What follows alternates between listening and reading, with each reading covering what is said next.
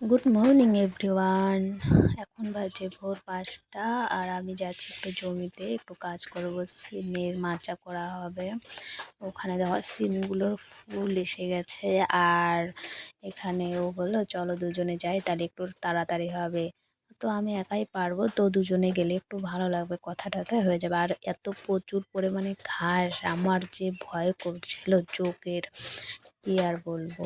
আর সুতো দুটো একটা প্যাকেটের মধ্যে ঢুকিয়ে দিয়েছিল, তো এখানে একটা ব্লেড রাখা ছিল, ব্লেডটা দিয়ে কাটতে হয় সুতোটা। আর তো ওটা ভিতরে থাকলে পরে যদি কেটে যায়, তাই বের করে নিল।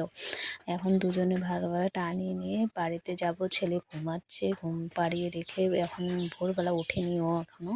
তো আমি ভাবলাম যতটুকু পারি এগিয়ে দিয়ে আসি, এসে আমার তো আরও কাজ আছে সকালবেলা।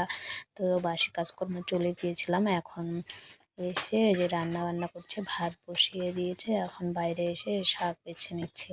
শাকগুলো জানো খেতে অনেক সুন্দর, কিন্তু এখন যেহেতু বর্ষাকাল, মানে খুব পোকামাকড় থেকে দেখে বেচতে হয়।